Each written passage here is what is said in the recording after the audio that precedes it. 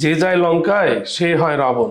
এই যে ধরেন এনসিপির সংসদ সদস্য হাসনাত আব্দুল্লাহ, এবার তার গাড়ি লাগবে সংসদে। এবার তিনি সবার সামনে লজ্জায় বলতে পারেন না বলে বললেন যে তার একটা গাড়ি লাগবে সংসদ সদস্য হিসেবে। আমরা এটা লজ্জায় কোথাও বলতে পারি না। এখন আমাদেরকে যদি একটা বসার ব্যবস্থা করে দিছে, এখন মানুষের কাছে যাওয়ার জন্য যদি একটা গাড়ির ব্যবস্থা করে দেয়, তাইলে আমাদের জন্য একটু সুবিধা হয়, মানুষের কাছে একটু যাইতে পারি। এবারই প্রথম সংসদে একটা বিল পাস হয়েছে যেটাতে বলা হয়েছে যে সংসদ সদস্যরা তার নিজ এলাকায় বসার মতো তাদের একটা অফিসের ব্যবস্থা সরকারের পক্ষ থেকে করা হবে। এটাকে সমর্থন জানিয়ে হাসনাত আব্দুল্লাহ সংসদে এবার দাবি করলেন যে মাননীয় স্পিকার একটা গাড়ি লাগবে। কিন্তু এই হাসনাত আব্দুল্লাহ 5 আগস্টের পরে এবং নির্বাচনের আগের সময়ে বিভিন্ন সভা সমাবেশে তিনি বলতেন যে তিনি ট্যাক্স ফ্রি গাড়ি নেবেন না এবং তার পরিবারের কোনো সদস্যকেই এটা করতে তিনি উৎসাহিত করবেন না।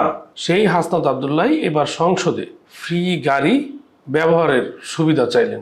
বলা যেতে পারে যে এতদিন আমরা যেই রাজনৈতিক ব্যবস্থা দেখেছি, আগে 17 বছরের আওয়ামী লীগ বা এখন বিএনপি বা তার আগের বিএনপিতে, সেই ব্যবস্থায় ধীরে ধীরে ফিরে যেতে চায় নতুন রাজনৈতিকরা।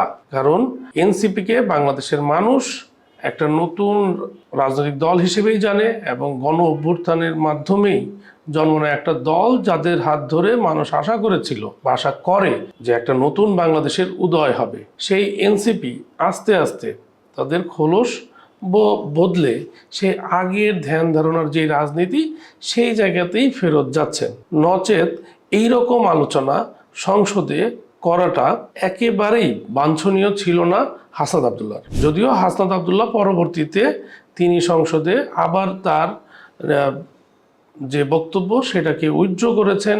তিনি বলেছেন এটা মিডিয়া বিভ্রান্তি ঘটিয়েছে, তারা ভুলভাবে উপস্থাপন করেছে, সে ওইভাবে বলে নাই, সে ট্যাক্স ফ্রি গাড়ি চায় নাই, সে একটা ফ্রি ব্যবহারের গাড়ি চেয়েছেন।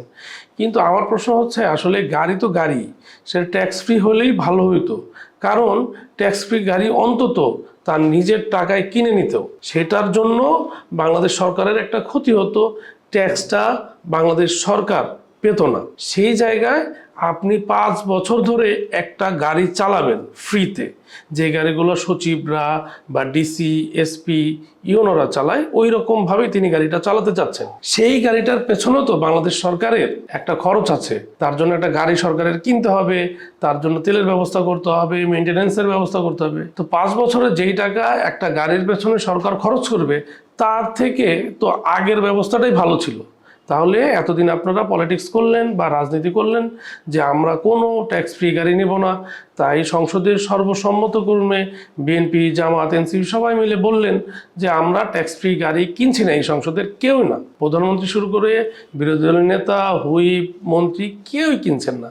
সেই জায়গা থেকে হঠাৎ করে আপনি বলে উঠলেন যে আমার একটা গাড়ি লাগবে। তাহলে আগের যে রাজনৈতিক ব্যবস্থাপনা ছিল সেই জায়গাতেই আস্তে আস্তে আপনারাই, মানে এনসিপি থেকে নতুন রাজনীতিবিদ বা নতুন এবার যারা সংসদে গিয়েছেন, আপনারাই আস্তে আস্তে সেই জায়গায় ফিরে যাচ্ছেন।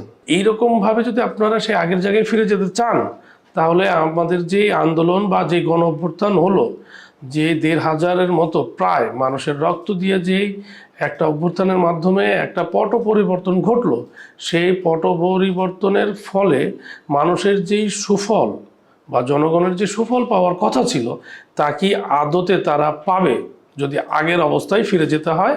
এইটা কিন্তু একটা চিন্তার খোরাক বা চিন্তার বিষয় হয়ে থাকবে। ধন্যবাদ সবাইকে, দেয়ালিকার সাথেই থাকবেন।